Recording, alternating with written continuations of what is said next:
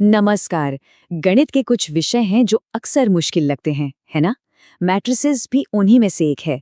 पर सोचिए कैसा हो अगर हम इसे क्लासरूम की तरह नहीं बल्कि एक छात्र की डायरी के पन्नों से समझे। तो चलिए आज मैट्रिसेस की दुनिया में एक कहानी के जरिए गोता लगाते हैं। आइए मैट्रिसेस की दुनिया में घूमते हैं। ये बस एक टीचर के कहे कुछ शब्द थे, लेकिन इन्हीं शब्दों ने एक छात्र के मन में गणित के लिए एक नई जिज्ञासा जगा दी। और बस यही वो चिंगारी थी जिसने हमारी आज की कहानी को शुरू किया। तो हमारा ये सफर है आर्यन नाम के एक छात्र के साथ और उसकी डायरी के साथ।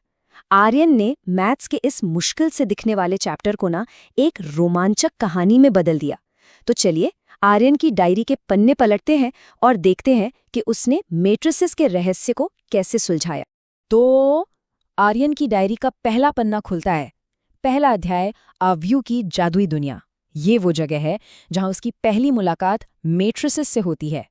तो सबसे पहला सवाल, ये मैट्रिक्स आखिर है क्या भला? आर्यन ने इसे बहुत ही सीधे तरीके से समझा। ये कुछ और नहीं, बस नंबर्स का एक आयताकार मतलब रेक्टेंगुलर अरेंजमेंट है। सोचिए जैसे जानकारी को पंक्तियों यानी रोज और स्तंभों यानी कॉलम्स में बड़े सलीके से सजाकर ब्रैकेट्स के अंदर बंद कर दिया गया हो। सच में बस इतना ही है? देखिए, आर्यन ने अपनी डायरी में एक उदाहरण भी लिखा। एक मैट्रिक्स ए जिसमें 2 पंक्तियां हैं और 2 स्तंभ। इसी वजह से गणित की भाषा में इसे 2 बाई 2 मैट्रिक्स कहते हैं। और पंक्तियों और स्तंभों की यही संख्या मतलब mn मैट्रिक्स की कोटि या ऑर्डर कहलाती है।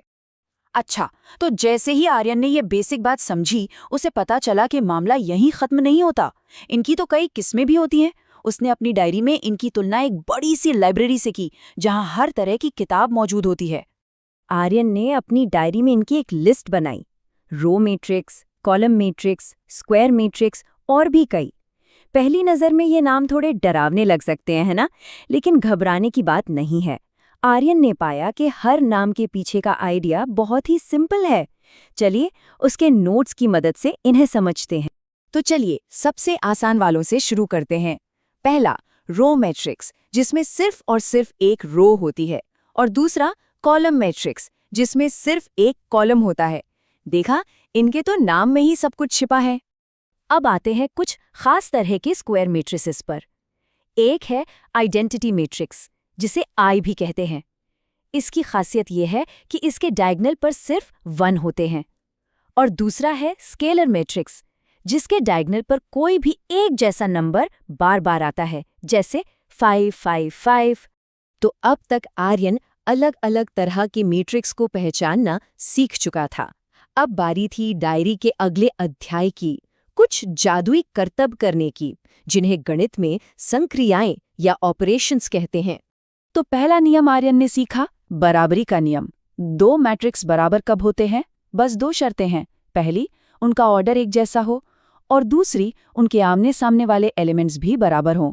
जैसे यहाँ x के सामने 1 है तो x का मान 1 ही होगा, और y के सामने 4 है तो y का मान 4 होगा। है ना आसान? आर्यन को ये देखकर बड़ी राहत मिली कि मैट्रिक्स को जोड़ना तो बिल्कुल सामान्य नंबर्स को जोड़ने जैसा ही है। ये कॉम्यूटेटिव लॉ को मानता है, मतलब a में b जोड़ो या b में a, जवाब एक ही आएगा। और एसोसिएटिव लॉ को भी। बस एक बात का ध्यान रखना है, जिन मैट्रिक्स को जोड़ रहे हैं उनका ऑर्डर सेम होना चाहिए। जोड़ तो आसान था, लेकिन आर्यन के लिए अगला रहस्य था गुणन, मतलब मल्टीप्लिकेशन। और ये जोड़ की तरह सीधा साधा बिल्कुल नहीं है, इसमें एक बहुत बड़ा पेंच छिपा है। तो वो क्या एक चीज़ है जो मैट्रिक्स मल्टीप्लिकेशन को सबसे ट्रिकी बनाती है? ये एक ऐसा नियम है जिसमें अक्सर लोग गलती कर बैठते हैं। और जवाब आर्यन को चौंका देता है।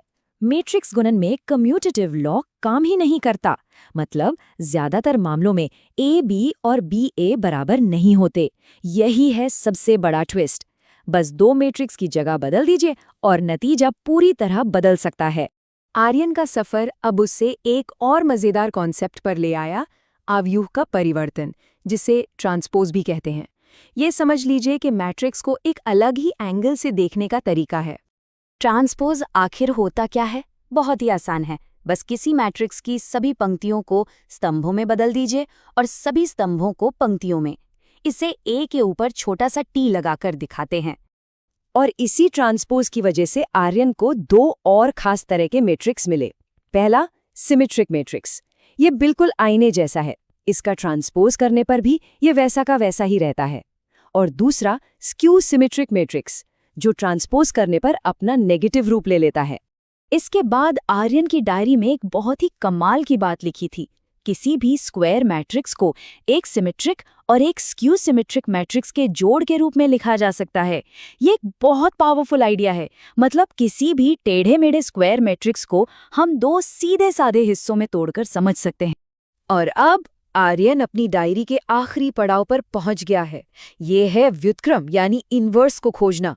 ये किसी मैट्रिक्स की असली ताकत को अनलॉक करने की चाबी जैसा है। तो किसी मैट्रिक्स का इन्वर्स क्या होता है? सीधी भाषा में ये वो मैट्रिक्स है जिसे जब असली मैट्रिक्स से गुणा करते हैं तो हमें आइडेंटिटी मैट्रिक्स I मिलता है। ये कुछ वैसा ही है जैसे 5 को 1/5 से गुणा करने पर 1 मिलता है। सवाल ये है कि इसे ढूंढे कैसे? आर्यन ने इसका एक तरीका सीखा जो एक पहेली सुलझाने जैसा है। हम a = IA से शुरू करते हैं। हमारा मकसद है कि लेफ्ट साइड वाले a को कुछ ऑपरेशंस लगाकर I में बदल दें। लेकिन नियम ये है कि जो भी बदलाव हम लेफ्ट में करेंगे वही हमें राइट साइड वाले I पर भी करना होगा। और जैसे ही लेफ्ट साइड वाला a I बन जाएगा, बिंगो, राइट साइड वाला I अपने आप a के इन्वर्स में बदल चुका होगा। और अपनी डायरी के आखिरी पन्ने पर आर्यन को असली बात समझ आई। उसने लिखा, मैट्रिसेस की ये दुनिया कितनी व्यवस्थित और शक्तिशाली है। उसे एहसास हुआ कि जैसे जीवन में चीज़ों को ऑर्गेनाइज करने से सब आसान हो जाता है, वैसे ही मैट्रिक्स डेटा को ऑर्गेनाइज करके बड़ी बड़ी समस्याओं को सुलझाता है। आर्यन की कहानी तो यहाँ खत्म हो गई, पर हमारी सोच की शुरुआत यहीं से होती है।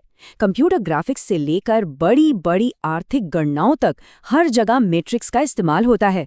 तो अब सवाल ये है, हमारे आसपास ऐसी कौन सी उलझी हुई चीजें हैं जिन्हें अगर मैट्रिक्स की तरह रोज और कॉलम्स में सजा दिया जाए तो शायद वो सुलझ जाए?